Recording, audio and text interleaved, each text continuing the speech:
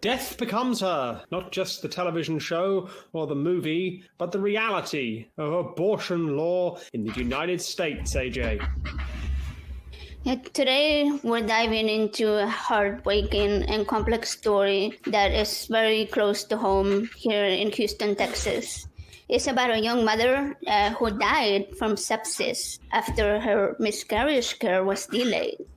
Jocelyn Baronica's doctors couldn't intervene until her fetus no longer had a heartbeat due to Texas' strict abortion laws. This left her vulnerable to a fatal infection, and this case is a stark example of how the laws intended to prevent abortion can also create deadly barriers to essential medical care, putting doctors in impossible situations and ultimately costing lives. ProPublica investigated other cases where restrictions have left doctors hesitant to act in emergency situations because they're afraid of persecution. This story is from ProPublica by Cassandra Giamarillo and Cavite Serena on October 30th, 2024.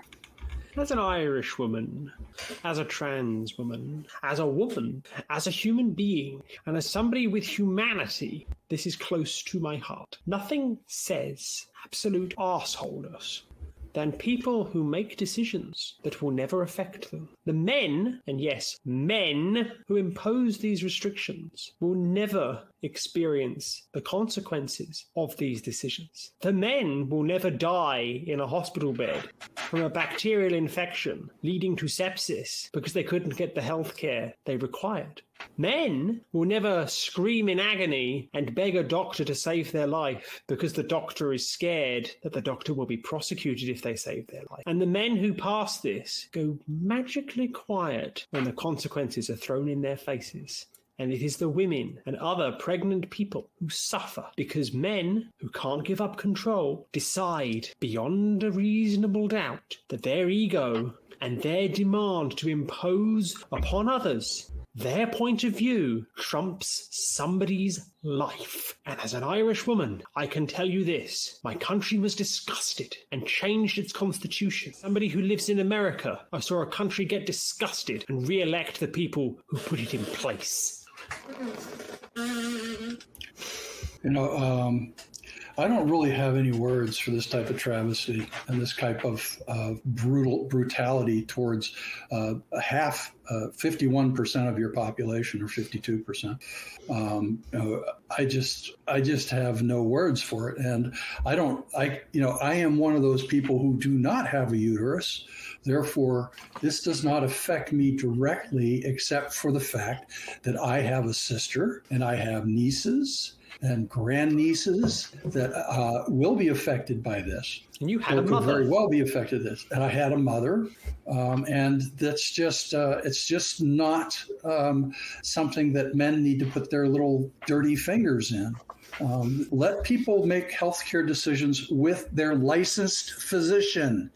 And keep your snotty hands out of it. It's none of your damn business. Mind your own freaking business. They made this issue was a made up issue used as a political wedge. They got people all excited about it by a misreading of their holy book. The misreading was that they had it right a long time ago, because in their holy book, it says life doesn't really start until the first inspiration of breath at birth. But they took that and they've pretzeled themselves around all sorts of passages in the Bible and other books to try and make it so that it starts at conception, which is ridiculous. Conceived ova that have been fertilized eggs only lodge in the uterus approximately 30% of the time. So if that's an actual human life that's being flushed out with the monthly menstrual cycle, then aren't they really murdering a lot of babies every month without even knowing it? Because they don't even know they're pregnant, and the fertilized egg just passes right out, never even lodges in the uterine wall.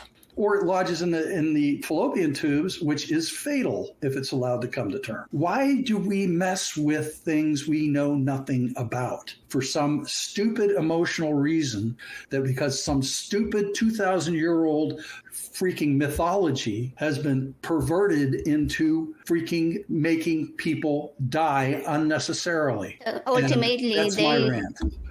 Ultimately they have to put this one holy book above, I don't know what the count is, millions of science books that talk about all of these topics related to, pregnancy, to abortion, to reproduction, to biological sex. All of these books by experts, people who deeply understand the topic. No, forget all of them. Just burn them all. Just the Bible is the one that has the truth. Ah, yes, but which version of the Bible? Oh, King yeah, James there's 400 version, New International English. Version, New Light version, the original Aramaic version, the Greek version. What version of the Bible? The New World version. There's the New World Bible. Yeah, there's actually over 400 just English versions, English alone. So, yeah. So we have this situation, shall we say, where we have a requirement for some reason that healthcare is denied simply because. How is that acceptable in this day and age, AJ? It's hard for me to grasp because healthcare should be just a basic, like one of the most basic human rights that anyone can ask for. Like it literally keeps you alive, right? Like the type of health that you have is what's going to determine whether you're going to live a long life or not. So how is that not basic human right? And reading this story was just absolutely devastating for me. As I mentioned, this one is really close to home. It happened right here in Houston, where I live. And Josely went to the HCA Houston Healthcare Northwest, which is a hospital that I have been to several times. So I am just frightened to think that this could ever happen to me. Do you, on the panel here, view these policies as racist? Absolutely. Yes, and misogynistic as well. That's obvious. But they're racist. Why do you consider them racist? Too. Why do you consider them racist?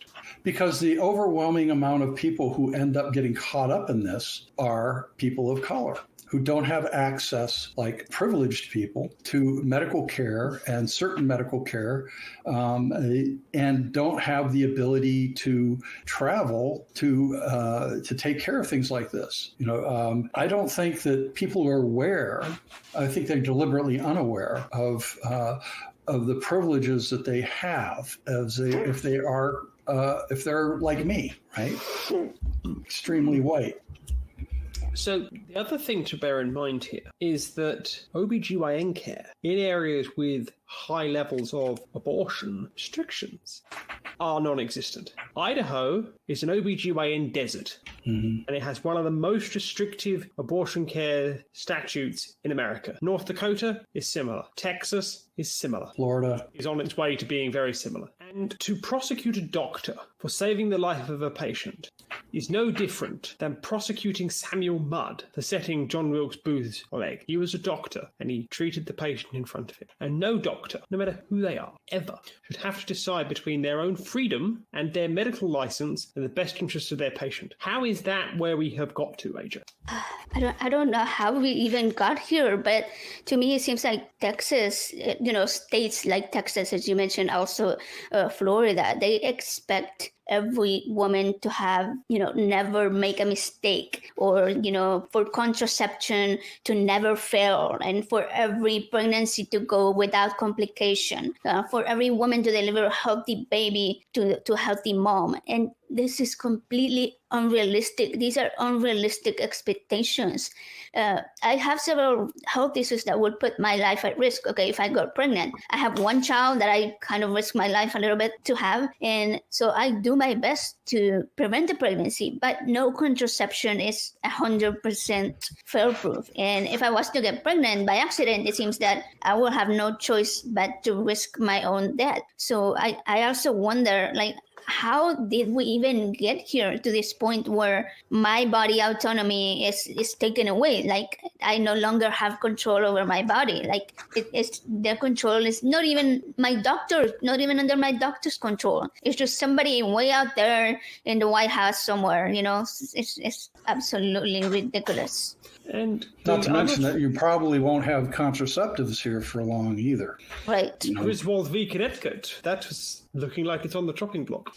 But the thing to bear in mind when it comes to all of this is that what purpose does it actually serve here? What is the purpose of these bans, these restrictions? And the medical myth that comes with it, that abortions cause all these dangers and this and that and the other, it's all a load of bollocks. All an absolute load of bollocks. Because it's driven by a religion, not by actual fact or medical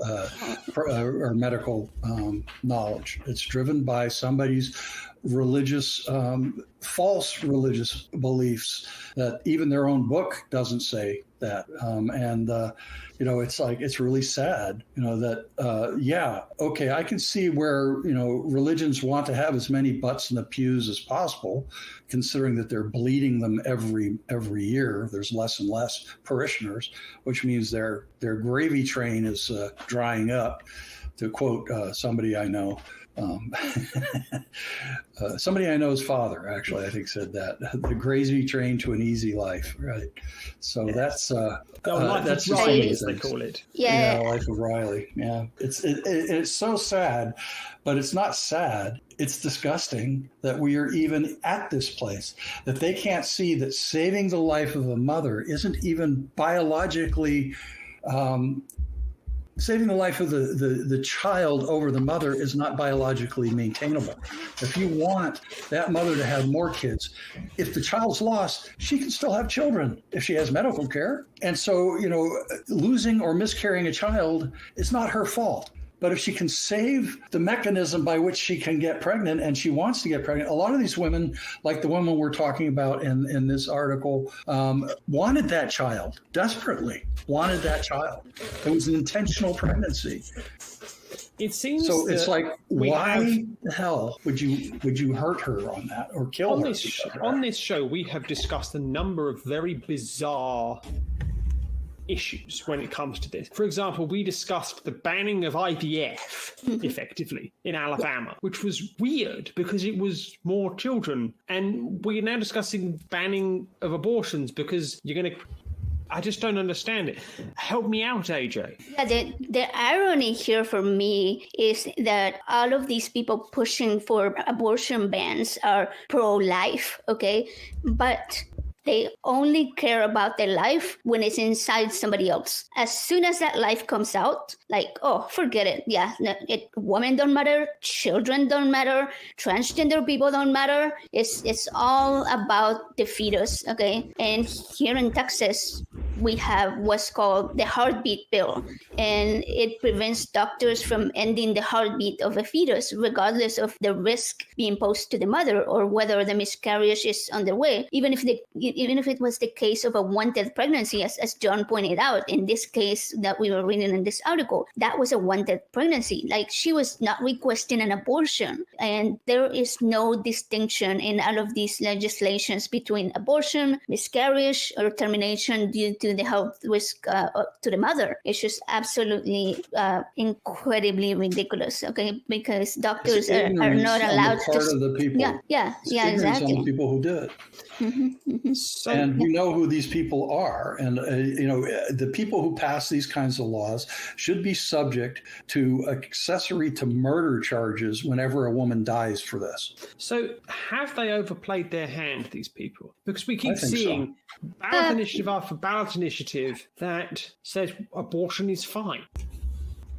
Kansas, Arizona, Michigan, all over America, people going, abortion's fine. Mm-hmm. How is it that we got to the position where, as polls put it, 31% of people are dictating to the 69% of people? How did we allow this to occur?